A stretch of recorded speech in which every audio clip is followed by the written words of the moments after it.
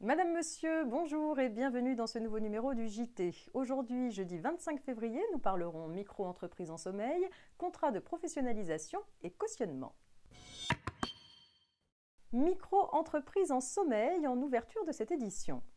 Les micro-entreprises qui ont effectué une inscription au registre du commerce et des sociétés de cessation totale et temporaire d'activité et qui n'ont aucun salarié sont par dérogation dispensées d'établir un bilan et un compte de résultat s'il s'agit d'une personne physique ou d'établir un bilan et un compte de résultat abrégé s'il s'agit d'une personne morale.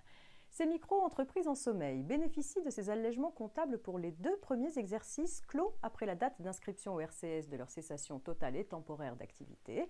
Par ailleurs, l'absence de salariés s'apprécie à la date de clôture du dernier exercice précédant la date d'inscription de leur cessation totale et temporaire d'activité. L'embauche d'un salarié après cette date de clôture entraîne la fin de la dérogation.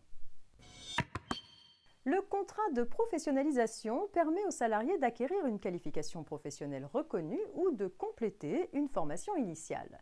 Il peut être conclu par des jeunes âgés de 16 à 25 ans, des demandeurs d'emploi d'au moins 26 ans et des bénéficiaires des minima sociaux. Le contrat de professionnalisation associe des enseignements généraux, professionnels et technologiques suivis dans les organismes de formation et l'acquisition d'un savoir-faire par l'exercice en entreprise d'une ou plusieurs activités professionnelles. Depuis le 4 février 2016, le salarié en contrat de professionnalisation peut être formé par plusieurs entreprises d'accueil. L'accueil du salarié passé dans les autres entreprises que celles de son employeur ne peut dépasser la moitié du temps de formation en entreprise prévu par son contrat de professionnalisation. L'employeur, les entreprises d'accueil et le salarié doivent signer une convention. Cette convention règle notamment les modalités de partage des charges, des rémunérations et avantages sociaux et des frais de transport et d'hébergement entre l'employeur et chaque entreprise d'accueil. Une histoire de cautionnement pour terminer. Un particulier s'est porté caution des engagements pris par une société bénéficiaire d'un prêt bancaire. Suite à la liquidation judiciaire de la société, la banque a assigné la caution en paiement, mais celle-ci a refusé de payer. Elle a estimé que son engagement était nul du fait que la mention manuscrite qu'elle a rédigée ne respectait pas les dispositions légales.